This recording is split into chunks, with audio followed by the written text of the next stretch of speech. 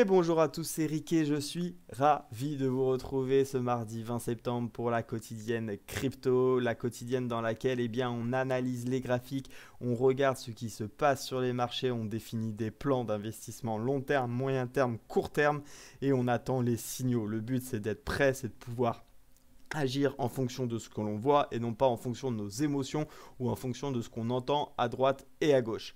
En tout cas, aujourd'hui, réveil plutôt heureux dans le milieu de la crypto puisqu'on a un rebond, une correction, c'est ce qu'on verra au travers de cette vidéo. Mais on a en tout cas un Bitcoin qui pousse ce matin à l'heure où je vous parle. Il est 7h45, le Bitcoin qui prend 3%, un peu plus de 3%, le TH qui pousse aussi à 4%. Et on a quelques altcoins bien orientés à la hausse comme XRP qui nous démarre la journée avec un plus joli 8,46% pour le moment. Petit disclaimer avant de continuer cette vidéo, je tiens à rappeler que toutes les vidéos que je fais chaque matin ne sont pas des conseils en investissement, ce sont simplement des plans que je partage chaque matin avec vous qui sont tout simplement le fruit de mes analyses, des scénarios que j'établis et j'attends de toute façon mes signaux pour me lancer dans les trades ou les opportunités qu'on définit. Également, vous êtes les seuls responsables des décisions que vous prenez. Je tiens à le rappeler, je vois trop souvent des personnes sur YouTube qui disent « Oui, je t'ai suivi, pourquoi tu m'as dit de faire ça, etc. » Vous êtes le seul responsable. Sachez pourquoi vous rentrez dans les trades, sachez pourquoi vous investissez, sachez sur quoi vous investissez. Je tiens à le rappeler, on est sur un marché qui est volatile. Il faut avoir confiance en ce que vous faites. Si vous ne connaissez rien à l'investissement, formez-vous. Apprenez avant de faire toute démarche d'investissement, sinon vous allez droit dans le mur. Je ferme la parenthèse et on va aller tout de suite sur le graphique du Bitcoin. Alors, voyons voir un petit peu ce que nous a fait le Bitcoin hier. Je rappelle un petit peu dans la structure d'analyse comment je fais pour analyser les crypto-monnaies. Mais d'ailleurs, c'est assez vrai sur l'ensemble des actifs que je fais, que ce soit le Forex ou autre. Je repars toujours l'unité la plus longue qui m'intéresse et puis je descends petit à petit. D'accord ? On ne fait pas l'inverse, on ne va pas sur le plus court pour remonter. On observe déjà, j'ai envie de dire, c'est un petit peu comme l'effet d'un zoom. On se met très très loin, on regarde un petit peu la vision globale et puis on va se rapprocher petit à petit de l'objectif, vraiment de ce qu'on souhaite regarder sur le graphique. Donc en daily ici, qu'est-ce qui s'est passé hier et déjà qu'est-ce qu'on s'est dit également ? Alors moi, mon objectif, il était assez simple. C'était j'avais dit hier, moi je veux chercher des ventes, je veux continuer à shorter ce marché. En revanche, je ne vais pas shorter un support. D'accord ? Shorter un support, pourquoi ? Parce que lorsqu'on a un support, l'objectif c'est que ce support tienne les prix, maintienne les prix au-dessus.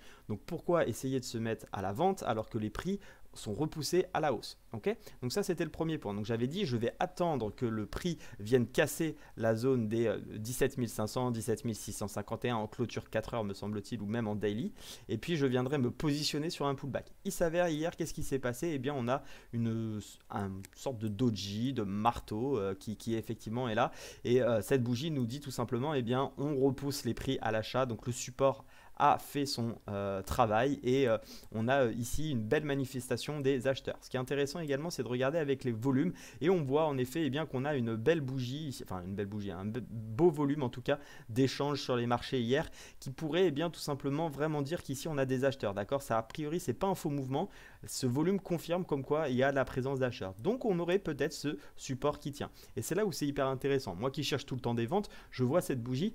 Je ne suis pas en train de dire que je deviens hyper bull directement puisque je vous l'ai dit, pour moi, pour que je repasse vraiment très haussier sur le Bitcoin, il faudra qu'on vienne casser ce niveau des 24 300. 24 500. Donc pour l'instant, je me dis juste, ok, est-ce que mon plan vendeur vaut toujours le coup ? Je pense que oui, mais encore une fois, je ne vais pas vendre à ce niveau-là. C'est pas parce que j'ai pas eu mon signal ici que je vais me mettre à vendre. Maintenant, il faut essayer de regarder et de comprendre un petit peu plus ce qu'il en est. Donc ici, on a tout simplement une belle bougie acheteuse qui pourrait être, tout simplement être venue gratter les stops ici de ceux qui s'étaient positionnés à l'achat lors de cette montée avec un stop loss là, ou même tous ceux qui ont essayé d'acheter effectivement un petit peu contre le vent sur cette zone et qui se sont dit bon allez, je mets un stop loss plus bas plutôt que d'aller chercher ce niveau là. Ils se sont mis ici et du coup ce qui fait qu'on aurait pu créer ici ce qu'on appelle une poche de liquidité, c'est à dire qu'il y a beaucoup d'ordres qui traînent et dans ce cas là vous avez des gros poissons qui viennent tout simplement vous chercher vos ordres et vos stop loss ou chercher tous les ordres qui traînent ici, même peut-être de vente, et pour repartir plus haut et du coup créer une sensation de FOMO, mince j'avais acheté, je me fais sortir, ça repart vite, je re-rentre et ainsi de suite. En 4 heures on va aller voir un petit peu ce qui se passe. En 4 heures, on commence à avoir ce qu'on appelle un V-bottom, d'accord ? Donc un V-bottom, c'est quoi ? C'est un mouvement de prix assez violent qui baisse et qui remonte directement. C'est à peu près ce qu'on observe, voyez-vous, ici. Ok. Qu'est-ce que cela veut nous dire? Pour l'instant, pour moi, pas grand-chose. Pourquoi? Parce que dans une vision très court terme, enfin du moins plus court terme, qu'est-ce qu'on avait sur la zone rouge? On a une zone qu'on appelle de polarité. C'est une zone qui alterne les supports et les résistances. Tant qu'on n'est pas de l'autre côté, eh bien j'estime que la tendance est toujours en cours. Je m'explique. Support, support, support, support. On casse, ça devient donc résistance. Il s'avère que ça ne fonctionne pas. On recasse directement. Support, support, support. On casse. Et là, regardez ce qu'on a fait sur la zone. Regardez ce qu'on a fait sur la zone. Magnifique, d'accord, doji ici. Hésitation. Est-ce qu'on continue ou on passe? Non, le support fait résistance et derrière on enchaîne avec une bougie rouge. Très clairement, ça serait pu. Alors, je ne vais pas le faire maintenant parce que voilà, il est tôt sur les marchés. Je vais pas le prendre, mais très honnêtement, ça pour moi, c'est un scénario très intéressant vendeur. Ce qu'il fallait faire si vous étiez devant les marchés, eh bien à 6 h du matin, j'espère que vous étiez réveillé. Vous avez un plan ici qui est d'acheter, puisque ici, tout simplement, on nous dit je bute en résistance. J'ai la validation qu'on bute dessus avec cette bougie. Mon scénario, je prends la tendance en cours. Je vais chercher d'une part les derniers plus bas, ratio de 2,32 en tendance. Et ensuite, je peux aller chercher même, pourquoi pas, les derniers plus bas ici, ratio de 4,74. Et si peut-être prendre un premier objectif de profit et laisser couler. Okay, donc ça, c'est un premier scénario vendeur. Okay, bon, maintenant, je comprends que vous ne tradez pas aussi en 4 heures, donc on va essayer de voir un peu plus ce qu'il en est. Mon scénario vendeur, quel est-il? Encore une fois, moi, sur le long terme, enfin moyen terme en tout cas, je vais attendre qu'on casse les 17 500. Tant qu'on ne casse pas les 17 500, je ne prends pas position parce que j'estime que malgré ce petit signal 4 heures, ici la zone pour l'instant est encore trop forte.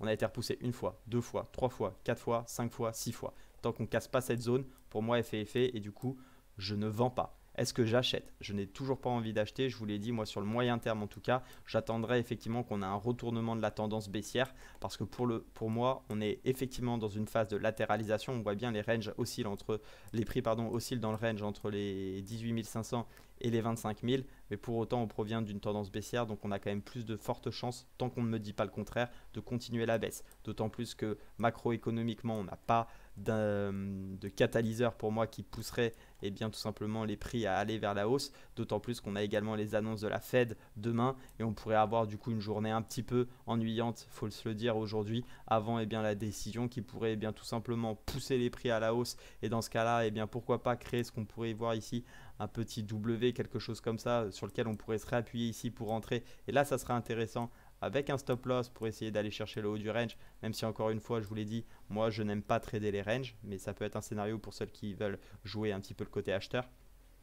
Ou alors tout simplement les annonces de la Fed vont pousser les prix vers le bas, j'attendrai du coup la cassure, je me positionnerai sur ce niveau de prix à 17 600 et là avec un stop loss ici au 20 000 et j'irai chercher la zone des 13 000 on avait dit dans un premier temps et 11 500 dans un deuxième temps.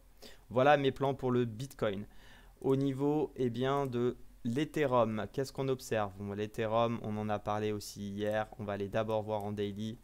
On avait du coup ce drapeau qui avait été travaillé, qu'on a cassé. Je vous avais dit, moi j'attends un repli. Il n'a jamais eu lieu, mais par contre, on a bien notre premier objectif qui était cette bande ici qui au point près. Bah voilà. Encore un pullback au point près. Ça aussi, ça a plutôt tendance à montrer un petit peu de force, en tout cas à court terme. C'est qu'on a tenu cette ancienne zone qui faisait résistance une fois, deux fois, trois fois, quatre fois, cinq fois. On a cassé, on n'avait pas pullbacké. Il s'avère qu'on l'a pullback ici.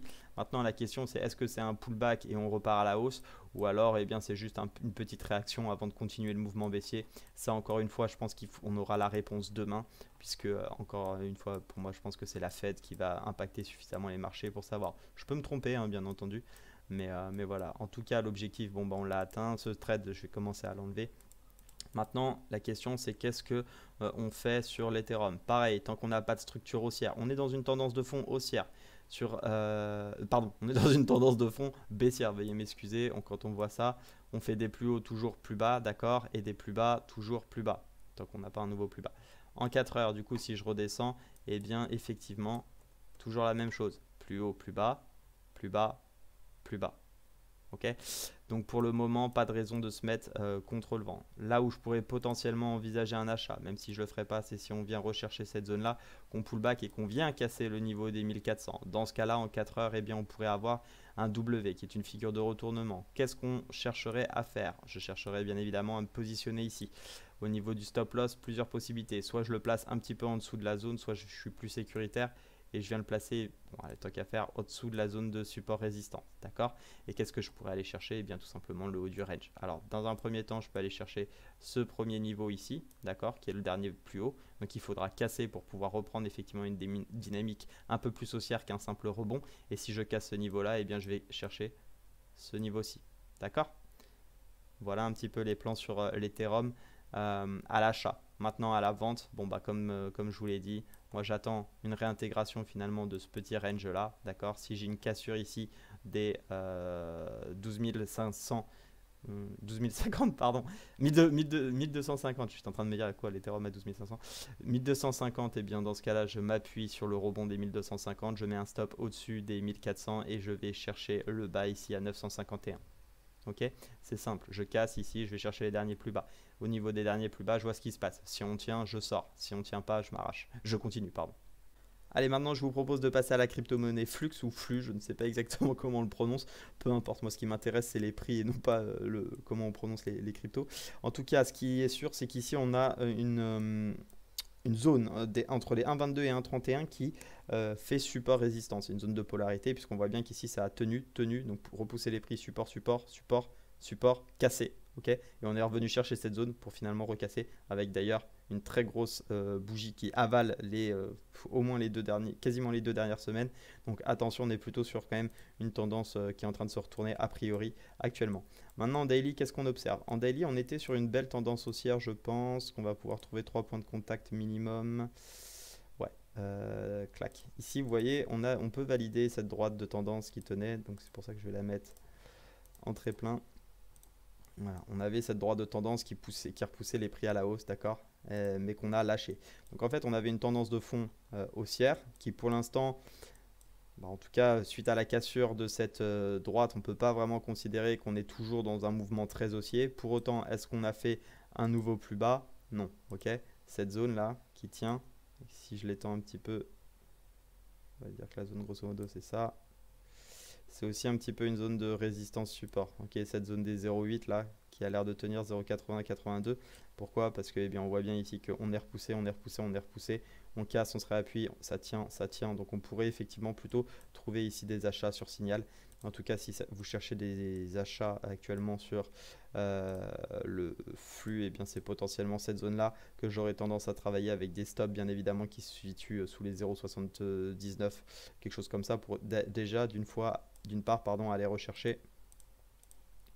Grosso modo, ça reviendrait à quelque chose comme ça. On se met dessous au niveau du stop et on va rechercher les derniers plus hauts et ce qui nous fait un très joli ratio de 4,83. Donc ça, c'est tout simplement jouer le rebond pour aller chercher le haut. Voilà un premier plan acheteur possible. Maintenant, est-ce que j'ai envie d'être acheteur sur cette zone au regard de ce qui se passe? Je vais attendre un peu plus d'informations. J'aimerais bien quand même avoir un signal un peu plus important. Pourquoi? Parce qu'on a la MM20 qui s'est retournée à la baisse, ok, et la MM50 qui est en train de s'aplatir. Donc on est tout simplement en train de nous dire qu'il bien que la tendance haussière est en train de largement ralentir. Donc méfiance, grosse méfiance ici. En revanche, est-ce qu'il y a un scénario baissier? Oui, il y a un scénario baissier qui pourrait tout à fait arriver et que je n'hésiterai, je pense pas, à prendre si jamais il devait avoir lieu. Je cherche ma petite flèche, pardon, c'est ici. Hop, c'est tout simplement si à l'inverse, eh bien on vient casser, d'accord? Ici, on continue de casser, on se réappuie sur cette zone qui, on voit bien, fait rejet. Alors attention parce qu'on voit sur flux, il y a beaucoup de mèches, d'accord? Donc ça aussi, il faut faire attention parce qu'au niveau des stops, on peut très facilement se faire gratter avant de repartir à la baisse et finalement on avait raison. Donc il faudra être méfiant, mais voici un petit peu le type de plan que je pourrais avoir. J'attends la cassure ici de cette zone, je me réappuie peut-être sur un contact de MM50 ou autre en daily pour aller derrière chercher tout simplement cette zone ici des derniers plus bas sur les 0,40. Ok, donc voilà un plan qui m'intéresse plus parce que je pense qu'on peut être dans un range. Ici ça avait bien tenu, donc ça serait intéressant si on casse. Pour l'instant, où est-ce qu'on est également? On va pas hésiter à se tracer un petit Fibo. Ouais, on tient les 0,5. Donc ça aussi, ça, ouais, on tient les 0,5. Donc tant qu'on les casse pas, bon, méfiance. Également, si on voit qu'on a un refus sur les 0,6 et qu'on rebondit, ça pourrait être un petit supplément pour finalement passer acheteur en se disant, bah tiens, on a touché les 0,6, mais on les a repoussés et finalement, eh bien, on repart à la hausse. Bah ça sera un top signal pour pouvoir effectivement prendre le scénario haussier. Ou alors à l'inverse, eh bien, on casse les 0,6 et dans ce cas-là, on a de fortes chances d'aller retracer 100% et du coup d'aller chercher les 0,40 cités précédemment. Au niveau de RSR, pareil, on va se faire une petite vision weekly pour voir les niveaux proches que l'on a. On a déjà ce point-là ici, hop là, un petit peu plus bas, qui était la clôture. Ouais, avec ça, donc grosso modo, ici on a une zone qui est un peu large, hein, je vous l'accorde, les 0,76, 0,88, mais il faut juste avoir en tête qu'il y a une résistance à ce niveau-là. Et on va regarder un petit peu ce qu'il en est. Bon, pour l'instant, c'est pas terrible en daily, hein. On voit tout simplement qu'on a des plus hauts toujours plus bas, d'accord, et des plus bas toujours plus bas également, ou du moins qui tiennent. Et je pense qu'on peut s'amuser à tracer. N'hésitez pas à passer en droite, hein, pour tracer bien sur les clôtures, en fait, vos figures chartistes, vos canaux, vos résistances, etc. Moi, je trouve ça plus sympa. Et en fait, c'est plus simple parce que pour moi, je prends les clôtures. Certains prendront les mèches. Moi, je prends les clôtures. Alors c'est sûr, hein, ça peut porter des pièges, mais je trouve ça plus propre avec les clôtures parce que les mèches, c'est tellement des mouvements de prix qui peuvent être violents que pour moi, c'est pas bon dans les figures chartistes. Donc je préfère ne pas les prendre. Il y a deux écoles. Je dis pas que ma méthode est la meilleure, mais en tout cas, c'est celle que je prends. Ici, donc, qu'est-ce qu'on observe? Bah, c'est assez simple. On a un canal baissier. Ok, donc qu'est-ce qu'on va acheter ou vendre au milieu du canal baissier? Je vous laisse mettre pause, je vous laisse réfléchir. Ok, c'est bon, vous avez réfléchi. Clairement, jamais de la vie. Je n'achète pas moyen terme en daily, en tout cas, ici au milieu du canal, sans aucun signal. La seule chose que je peux observer ici, c'est qu'on a une zone, d'accord? On a une zone de prix qui avait tenu ici. Là, elle avait servi de résistance. On s'était réappuyé dessus avant de repartir. Support, support, support, support, support, support, cassé. Et on est en train bien, de la retravailler. Donc, si on a un petit signal 4 heures ou quelque chose, on serait plutôt dans le bon sens pour shorter. Qu'est-ce qu'on irait shorter ici? Mais encore une fois, je ne vais pas le faire, je vais vous expliquer pourquoi juste après. Mais ça reste un scénario envisageable. C'est shorter ce niveau-là, mettre un stop au-dessus du dernier plus haut, d'accord? Et aller chercher les derniers plus bas. D'ailleurs, je vais vous expliquer à mon avis rapidement pourquoi je ne peux pas le faire. Parce que imaginons qu'on a un signal ici, stop ici. Ouais, non, on va chercher les derniers plus bas, on est tout juste à 2. Why not? Ça peut s'envisager, mais c'est pas ce que je préfère dans ce canal parce qu'on n'a aucune certitude qu'on y aille. Et puis également, on aurait potentiellement cette zone aussi qui pourrait être retestée, d'accord? Puisqu'on voit bien que ça nous a fait un joli W qui a été pullbacké encore une fois. Encore l'importance des pullbacks qui avaient été pullbackés ici avant d'entraîner une très forte hausse. Donc on pourrait aussi se retrouver tout à fait coincé sur ce niveau-là. Ce qui nous offre tout simplement un ratio à peine de 1 qui est donc pas du tout intéressant. Bon, ça n'empêche que ça peut être un scénario. Maintenant, moi, c'est pas ce que je vais préférer. Ça, je vais plutôt le mettre en plus petit, voilà, pour montrer qu'il y a une zone. Moi, ce que je vais préférer voir, c'est plutôt attendre un retour ici qui correspondrait potentiellement au bas de canal. Et dans ce cas-là, je préférerais me positionner à l'achat, d'accord? Parce que là, on sera sur un support. Et bien évidemment, vous me connaissez, vu que je ne suis pas très boule en ce moment sur les crypto-monnaies, j'aurai des objectifs relativement courts. Mais avec un joli signal, un joli petit quelque chose, une configuration de bougie ou autre, j'essaierai de me positionner par ici avec un stop loss bien, sous les derniers plus bas et sous le canal, parce que finalement si on casse le canal, bah, ça invalide complètement mon plan et j'irai chercher bien, tout simplement cette zone qui m'offrirait un ratio de 5,62. Alors certes on sera en contre-tendance, mais on achèterait un support, donc jusque là pas trop de soucis. Et puis c'est surtout que ça nous offre un magnifique ratio, parce que même si on perd, bah, faut savoir qu'il suffit qu'on soit bon moins d'une fois sur 6 sur ce type de configuration pour être gagnant sur le long terme. Ok? Donc voilà, j'espère que ça vous intéresse. En tout cas, ces petites analyses très court terme, n'hésitez pas à me le dire en commentaire.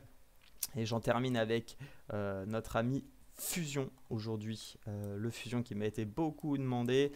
Pareil, on peut aller faire un petit point en weekly parce que je vois qu'il y a pas mal de niveaux. Alors, on en est encore loin. Il y a ce niveau-là qui a été travaillé. Ok, on voit bien ici. Voilà, je peux faire un peu plus gros, hein, la zone. En ce modo, on peut faire ça, mais là, on avait vu qu'on avait travaillé, cassé. On vient chercher, on s'appuie un peu plus, on touche quasiment, on retouche. Pour l'instant, c'est pas beau. Pour l'instant, c'est pas beau. On est clairement. Alors là, on est dans une grosse tendance baissière, d'accord? On a même fait des plus bas ici. On a fait une mèche qui rime à rien. Donc attention, vous voyez. C'est un peu le problème des crypto-monnaies lorsque vous êtes sur des actifs. qui ont finalement très peu de volume. Parce qu'il suffit qu'une énorme whale du projet ou autre, n'importe quoi, fasse un mouvement, bah voilà ce qui peut se passer. Un mouvement peut-être d'accélération pour gratter des stops ou que sais-je, et tout simplement ça repart derrière. Ou alors même de la manipulation totale de marché, même si j'aime pas trop parler de manipulation, c'est sûr que sur des petits projets à plutôt faible capitalisation, bah, c'est toujours plus simple de faire bouger les cours à 2, 3 ou 4 que sur le Bitcoin où là c'est des plusieurs millions qui sont échangés chaque jour. Donc vigilance sur Fusion. Qu'est-ce que j'ai envie de faire sur Fusion? Attendez voir ce qui se passe. Très clairement, qu'est-ce que vous voulez faire? Ok, là ici on a potentiellement une zone de support, donc pourquoi pas essayer de payer les 0,1819 pour repartir à la hausse. Maintenant c'est hyper risqué, je m'y aventurerai pas, d'autant que là je suis plutôt en train de voir une petite figure de ce type. Alors bien évidemment on ne pourra pas aller chercher l'objectif théorique parce qu'il sera négatif, mais pour l'instant voilà ce que je vois. Okay. Donc un triangle ici sur lequel on a fait un W en dessous mais qu'on est en train de réintégrer, donc je vois plutôt un support qui est en train de lâcher, qu'on a essayé de réintégrer mais finalement qui échoue avec cette énorme bougie de la veille, et on risque du coup de continuer la baisse. Donc soyez prudents sur les marchés, on a fait un bon petit tour aujourd'hui, donc préparez bien vos plans, soyez prudents, attention J-1 avant les annonces de la Fed demain soir à 20 h. Donc pour l'instant des marchés qui pourraient tout simplement latéraliser. Je ne suis pas sûr qu'on ait beaucoup d'actions aujourd'hui, je peux me tromper bien entendu, mais généralement c'est plutôt des sessions assez calmes, donc restez vraiment prudents. Si vous avez aimé le contenu de cette vidéo, écoutez, mettez-moi un petit j'aime, moi je suis toujours ravi de voir que ça plaît. N'hésitez pas également à me partager en commentaire vos plans ou les cryptos que vous souhaitez tout simplement voir sur les prochaines vidéos. Si tu n'es pas abonné à la chaîne et que tu aimes ce contenu de review quotidienne de différentes cryptos, n'hésite pas également à t'abonner. Et puis moi je te souhaite une excellente journée. Je retrouve ceux que ça intéresse cet après-midi pour les briefs de la session scalping. En attendant, restez prudents sur les marchés et je vous dis à très vite. Ciao!